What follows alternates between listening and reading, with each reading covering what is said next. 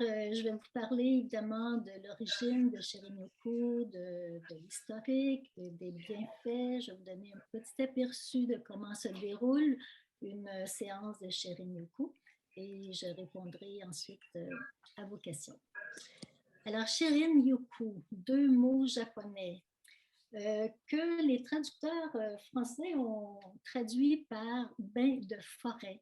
Mais on pourrait parler plus d'immersion nature. La forêt étant de la nature, mais la nature n'est pas que la forêt. Donc, immersion nature, mais gardons le terme bain de forêt parce que c'est très évocateur, en fait, de bains qui font du bien, hein, un bon bain chaud, un bain à remous, un bain dans des eaux thermales, tout ça, un bain de soleil, tout ça évoque des bains qui font du bien. Et dans ce sens-là, Shirin-yoku, bain de forêt aussi, nous donnera des bienfaits. Alors, pour savoir d'où viennent ces termes, comment ça a commencé tout ça, je vous ramène aux années 70. Dans les années 70 au Japon, le gouvernement japonais était très préoccupé par la santé de leurs concitoyens parce que il y avait une augmentation des maladies chroniques, des maladies liées au stress, il y avait une augmentation du taux de suicide.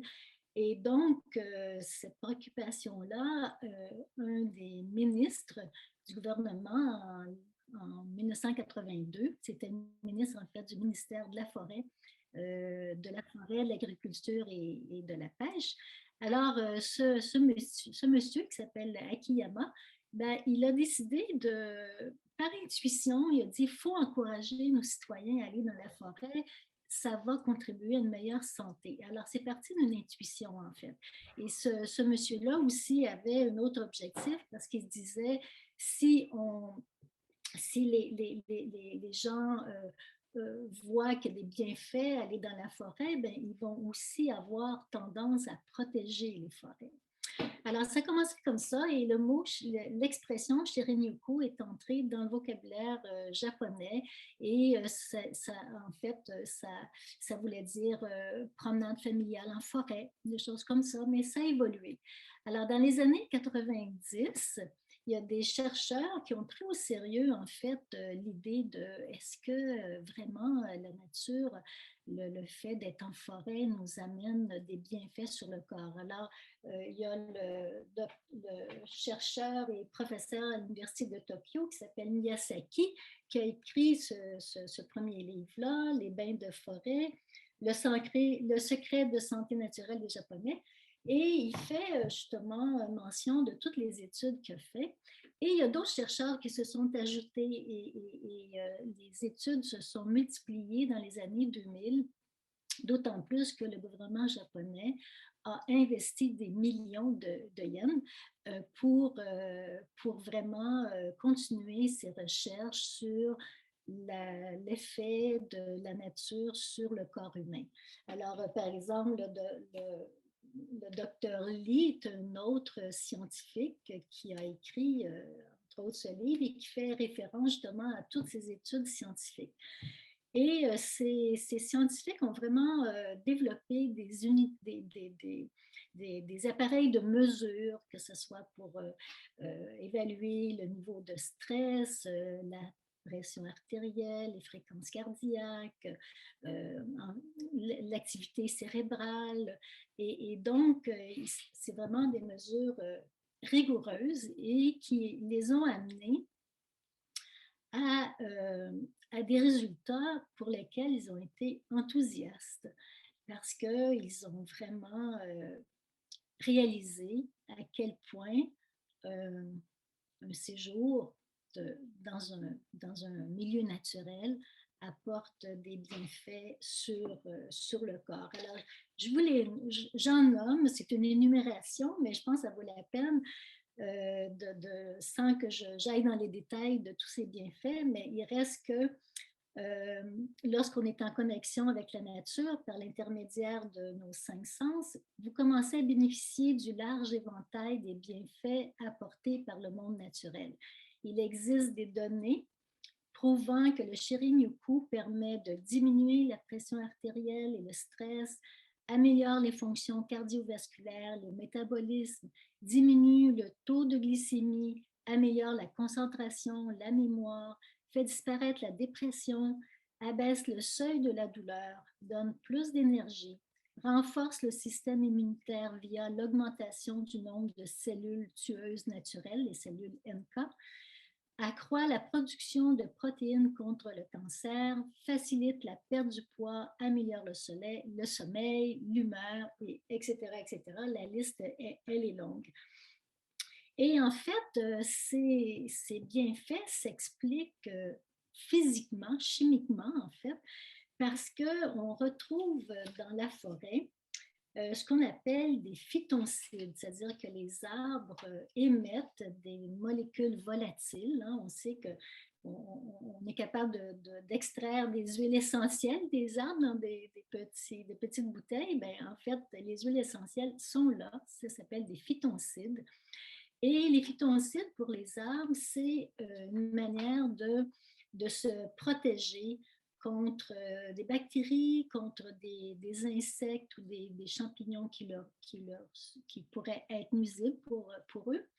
Et donc, ces phytoncides qui sont émis à travers leurs feuilles, leurs épines, eh bien, quand on se promène dans la forêt, on respire le phytoncide. On respire d'ailleurs une concentration plus d'oxygène parce qu'on sait les arbres absorbent l'oxyde carbonique et nous remet dans l'atmosphère de l'oxygène. Alors déjà, il y a une concentration d'oxygène plus élevée et il y a ces phytoncides qu'on respire. Et il n'y a pas que les phytoncides, parce que vous savez, toute la végétation qui se décompose en humus, en sol, en terre, eh bien, on retrouve dans le sol une bactérie qui s'appelle le Mycobacterium vaccae. Et cette bactérie, elle est excellente pour notre système immunitaire. Alors, quand on marche, c'est très sec, la poussière est soulevée, on le respire, ça se dépose sur notre peau. Et d'ailleurs, c'est pour ça que les jardiniers qui travaillent tout le temps avec la terre bénéficient de cette bactérie qui est bonne pour nous. Et on parle aussi de d'autres éléments, par exemple les ions négatifs. Alors, vous savez que l'atmosphère, elle est chargée, il y a des charges électriques. Et comme personne vivant dans le milieu urbain, on est bombardé de ions positifs. Il y a beaucoup d'ions positifs dans l'air pollué. Avec nos téléphones, nos tablettes, nos ordis, le micro-ondes, etc. Alors, on est bombardé d'ions positifs. Or, notre corps a besoin de ions négatifs. Et on trouve les ions négatifs dans l'eau, dans la forêt, dans les plantes, mais aussi dès qu'il y a une présence d'un ruisseau, d'une rivière, d'un lac, cette présence d'eau, une chute, une cascade. Alors, il y a beaucoup de ions négatifs et notre corps, encore une fois, bénéficie de ces ions négatifs. Il y a aussi d'autres éléments. On pense aux lignes, aux formes, à la verticalité des arbres vers le ciel, les couleurs, les verts, le bleu du ciel, c'est toutes des couleurs apaisantes. Les odeurs, évidemment, les sons. Alors, ce sont tous des facteurs qui amènent ce bien-être concret, autant physiologique que, je dirais, mental. Alors, donc, avec toutes ces découvertes-là, en fait, au Japon, on parle d'écothérapie, de sylvothérapie. Et on considère la pratique du Shirin-yoku comme une médecine préventive, en fait, et ça fait partie de la politique publique de santé publique au Japon. Maintenant, j'aimerais vous faire part d'une d'une réflexion personnelle parce que je me dis, c'est quand même spécial qu'en 2022, on, on organise des activités pour être en contact avec la nature, alors que c'est quelque chose de tellement naturel. Et en fait, oui, depuis la nuit des temps, l'homme, tous les homo sapiens, les homos qui ont précédé l'homo sapiens, ben, ça fait 6-7 millions d'années, l'homo sapiens, ça fait à peu près 200 000 ans, ben, tout ce temps-là, on a vécu dans la nature, dans la forêt, qui nous a nourris, abrités, réchauffés. Donc, ça fait partie de ce qu'on est comme être humain. Alors, sur l'échelle du temps, en fait, ça fait à peu près juste un siècle et demi où on commence à se déconnecter de la nature depuis l'arrivée de l'industrialisation et de l'urbanisation aussi. Et, euh, et donc, dans l'échelle du temps, ça fait 99,9,9,9% que l'homme fait partie et vit dans la nature. Ça fait une demi-seconde dans l'échelle du temps qu'on décroche, qu'on a décroché de la nature. Et l'urbanisation est un phénomène contemporain important dans ce sens-là. Euh, et pour vous donner une idée que ça ne va pas s'améliorer, en 1950, on était moins de milliards à vivre dans les villes. En 2014, il y avait près de 4 milliards et dans le livre de Miyazaki, justement, il dit que dans 2050, 75% de la population mondiale vont vivre dans des villes. Donc, c'est 9 milliards d'habitants. Alors, on va être hyper connecté par Internet sur toute la planète, mais parallèlement, on se déconnecte graduellement de la nature. C'est un phénomène qu'on appelle le décrochage nature. Et aux États-Unis, on a même mis un mot à ce syndrome-là. On parle de Nature Deficit Disorder, désordre de déficit de la nature. Et quand on pense aussi aux enfants, aux adolescents qui sont toujours devant leur écran, ben c'est justement, on décroche de la nature. Et il y a justement un biologiste américain qui est aussi nommé, qui est mentionné dans le livre du docteur Lee, qui s'appelle Edmund Wilson, qui en 1984 lui parle de biophilie. Biophilie, bio c'est la vie, philie c'est amour, l'amour du vivant. Et lui, il dit que ça fait partie de la nature humaine parce qu'on a toujours vécu dans la nature et que c'est un besoin biologique pour les êtres humains, pour leur santé, d'être en contact avec la nature. Et que quand on s'en sépare, ben, ça a un effet sur la santé physique et mentale des personnes. Et quand on retourne dans la nature, dans la forêt, et qu'on retrouve l'harmonie de la nature, ben, c'est un reset pour notre système nerveux. On a besoin de ça. Donc, voilà pour toute la question scientifique et où on en est rendu dans la vie moderne où on se déconnecte de la nature. Alors voilà, le Shirin-yoku est arrivé au Québec du Japon et je vais vous parler rapidement de comment se déroule une séance de Shirin-yoku. Alors moi, comme guide, vous allez me dire, ben, j'ai pas besoin de guide pour aller marcher dans la forêt. Puis effectivement, je vais pas vous montrer à aller marcher dans la forêt.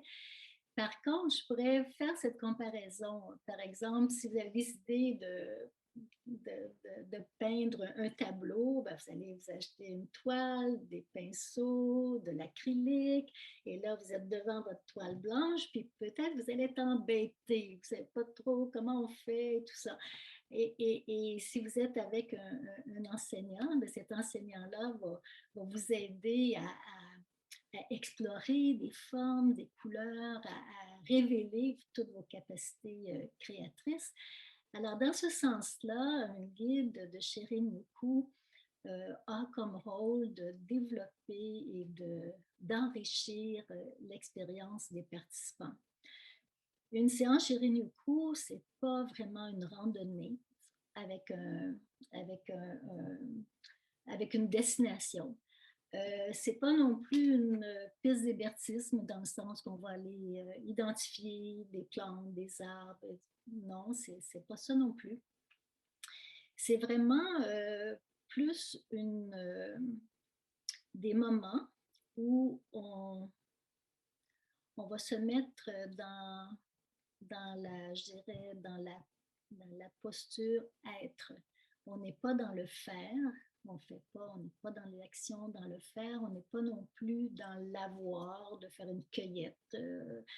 Non, on est dans être.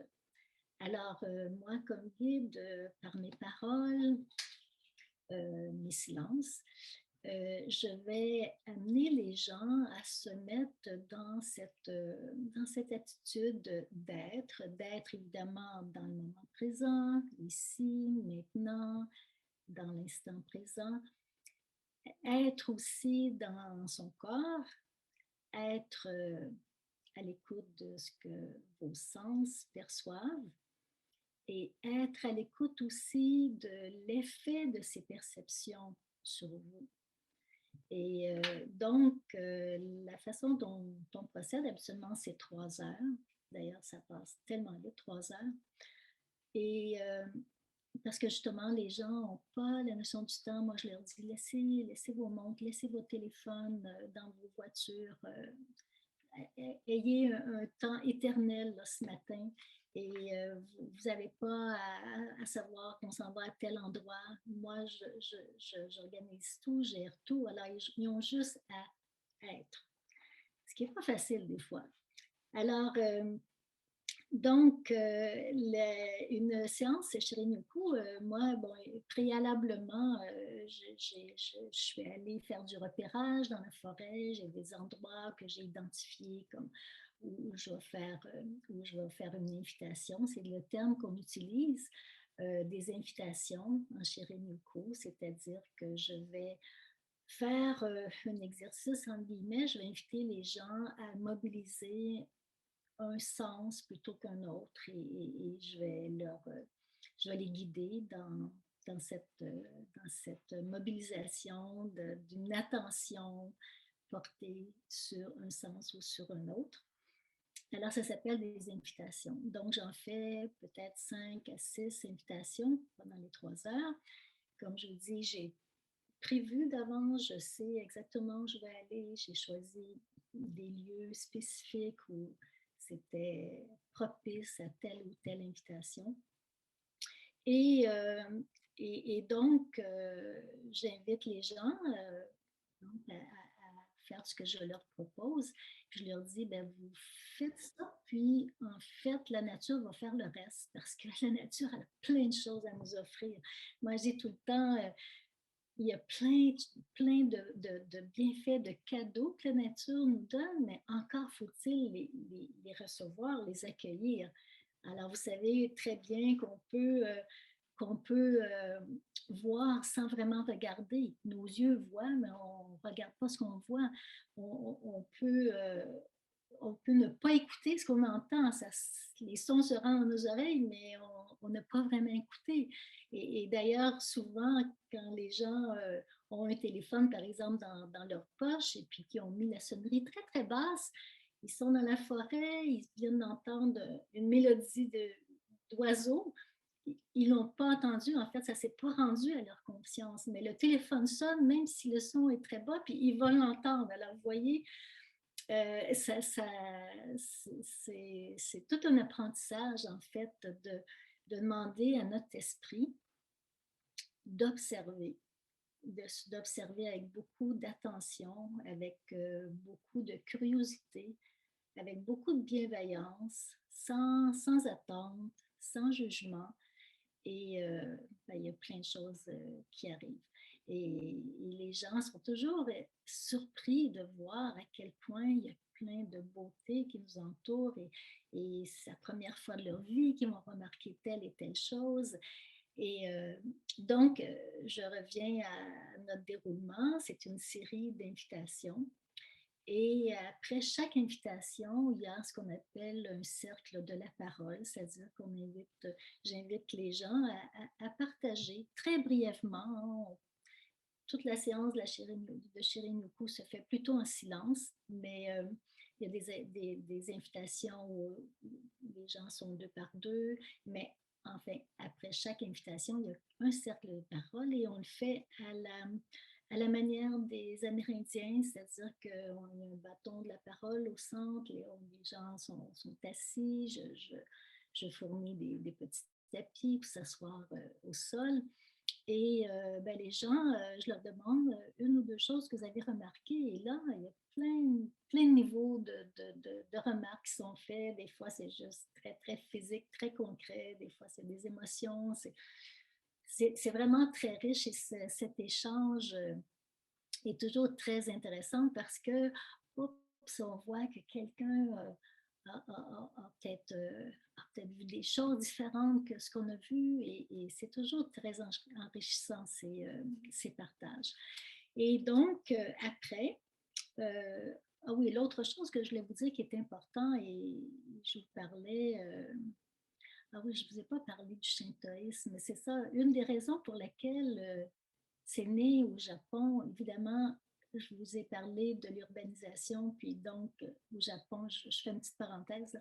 Au Japon, effectivement, il y a 227 millions d'habitants et 95% des gens vivent en milieu urbain. Fait que c'est pas surprenant que le Shirin-yoku soit né au Japon. C'est né vraiment d'un besoin.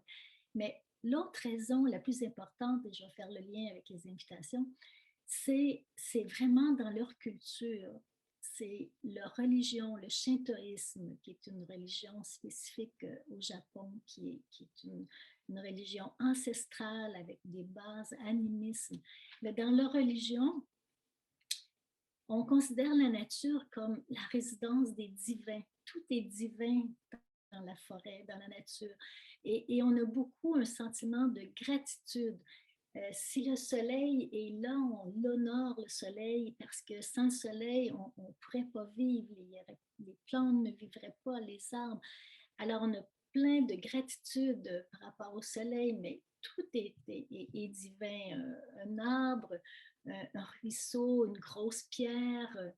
Et, et, et on appelle, et on fait dans les forêts au Japon, on retrouve ce qu'on appelle des kami. Les kami, c'est une représentation physique de ce qui d'une âme divine. Alors souvent, ça va être par exemple une souche centenaire qui est remplie de mousse, qui est un symbole d'une divinité, puis on voit souvent des offrandes au bas de cette souche, ça peut être un arbre, ça peut être... Alors, et donc, c'est vraiment dans leur culture la plus profonde au Japon d'honorer la nature. Dans notre religion judéo-chrétienne, hein, nous, il y a eu la création du monde, puis ensuite, il y a eu l'homme, puis l'homme, c'était l'élément dominant par rapport au reste, alors que pour le shintoïsme, les êtres humains font partie de la nature. Enfin, c'est toute une autre approche, c'est vraiment une autre façon de voir la vie, de voir la nature, de voir l'être humain.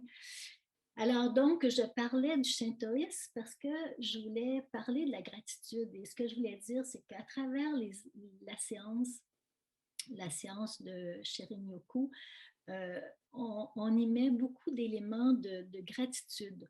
D'abord, dès le début de la séance, je rends hommage à tous les humains qui ont protégé la forêt où se déroule la Shirin-yoku. Et que ce soit les Amérindiens qui ont passé par là, ou encore souvent des citoyens qui se sont battus pour protéger les forêts. En Montérégie, les quelques forêts qui restent, c'est vraiment le résultat de batailles de citoyens qui ont su protéger.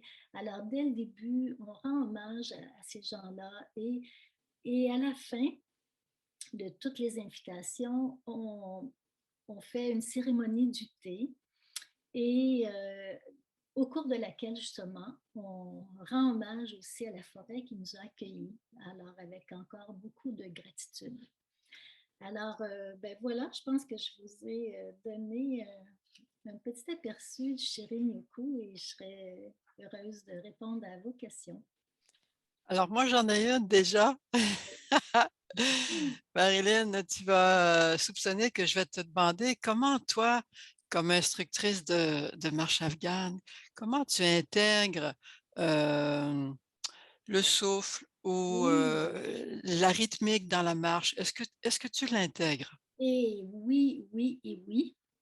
Et non seulement ça, mais dans la formation des guides de Shirin-yoku, Bernadette Tree, je ne vous ai pas parlé de la fondatrice de Shirin-yoku au Québec, mais elle m'invite à faire une partie de formation et j'initie les gens à quelques notions de la marche afghane parce que oui, parce que la respiration, c'est une façon de s'ancrer dans le moment présent. La respiration, c'est une passerelle entre l'extérieur et l'intérieur. Hein. On expire, on laisse l'air de notre corps quitte vers l'extérieur et on amène de l'air entre nous. Alors, c'est une passerelle entre l'intérieur et l'extérieur de Shirin-yoku. C'est ça, en fait, c'est la relation entre l'extérieur et nous. Alors, la respiration, oui, je m'en sers et sans que je dise aux participants, ben voyez, là, on va faire de la marche afghane. Je ne vais pas en parler dans ce sens-là, mais je vais les inviter, par exemple, quand on commence la séance, souvent les gens arrivent, souvent c'est le samedi, les gens arrivent, sont venus en auto, sont stressés de leur semaine. Alors, avant de faire la première invitation pour, disons, une marche qui va nous rendre dans le premier lieu de l'invitation, ben, je vais dire, OK, maintenant, on fait silence et je vous invite à respirer sur 3 à 4 pas et d'expirer sur 3 à 4 pas. Alors, je m'en sers, oui, parce que c'est un outil tellement important, euh, je dirais, utile pour s'ancrer dans le moment présent. Chérie, c'est ça, c'est s'ancrer. Et je leur dis tout le temps, ben, vous savez, votre esprit, moi je vous demande, on demande à notre esprit d'observer, mais je le connais, votre esprit, là, notre esprit, il analyse, il rationalise, il rumine, il planifie, il projette. Là, non, non, non, non, là, c'est pas ça qu'on demande à notre esprit, on demande d'observer. Et ça, je leur dis, ben, si vous pensez à ce que vous allez faire à souper ce soir, ben, revenez à votre respiration. Respirez, prenez conscience de la respiration. Et dans ma première invitation, je commence par la respiration. Alors oui, oui, oui, oui, ça me sert beaucoup et déjà les quelques notions de marche afghane, les guides Shirin-yoku sont initiés.